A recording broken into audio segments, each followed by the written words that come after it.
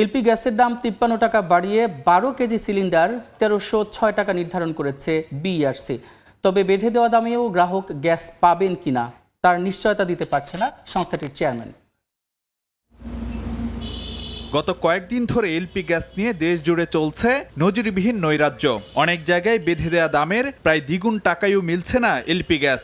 কোথাও ১৯০০ চাচ্ছে, কোথাও ২১০০-২২০০ এরকম টাকা দাম চাচ্ছে। আমরা লাইনের বিলে দিই হচ্ছে ১০৮০ টাকা, সে জায়গায় এটা তো যদি ২০০০ হয় তখন তো অবশ্যই এটা টু মাচ এক্সপেন্সিভ। একটা গ্যাসে কিভাবে ৭০০-৮০০ টাকা করে বেড়ে যায় রাতারাতি। বাজারে এমন অস্থিরতার মধ্যে রোববার এলপিজির আনুষ্ঠানিক দাম আরেক দফা বাড়ালো নিয়ন্ত্রক সংস্থা বিইআরসি। ৫৩ টাকা বাড়িয়ে গ্রাহক পর্যায়ে ১২ কেজি সিলিন্ডারের দাম নির্ধারণ করা হয়েছে ১৩০৬ টাকা। তবে বেঁধে দেয়া এই দামে বাজারে এলপি গ্যাস পাওয়ার নিশ্চয়তা দিতে পারলেন না খোদ বিইআরসি চেয়ারম্যান। গ্রাহক পর্যায়ে এই দামে পাবে এটা নিশ্চয়তা আমরা দিতে পারবো না, কিন্তু আমরা যে দামটা নির্ধারণ করি এটা হলো যেটা যারা উৎপাদনকারী বটার্স তারা যে দামে আমদানি করেন তাদের যে পরিবহন মূল্য, তাদের যে এক্সচেঞ্জ রেট, এ সকল হিসাব করে আমরা দামটা নির্ধারণ করি। বিইআরসি চেয়ারম্যান জানালেন, উৎপাদক পর্যায়ে দাম বেশি রাখার অভিযোগ পেলে ব্যবস্থা নেওয়া হবে। আর ভোক্তা অধিকার সংরক্ষণ অধিদপ্তরকে বলা হয়েছে বাজারে নজরদারি বাড়াতে।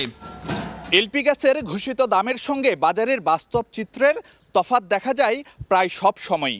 তবে গত কয়েকদিন ধরে যা হচ্ছে তা অনেকটাই নজিরবিহীন। আর এসব নিয়ন্ত্রণে দায়িত্বে আছে অনেক সংস্থা, তবু যেন দেখার নেই কেউই। ফারুক ভিয়া, রবিন, সময় সংবাদ, ঢাকা। ৪০ বছর ধরে অসংখ্য খুশির মিছিলে ছিল আইডিএলসি, থাকবে আগামীতেও।